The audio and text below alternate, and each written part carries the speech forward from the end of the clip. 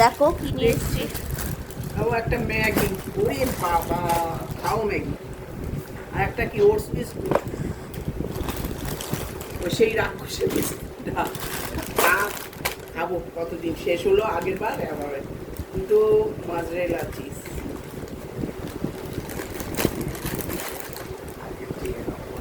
দুটো cheese spread, একটা সর্ষের তেল, কাচ্চিঘানি, আর কি আছে,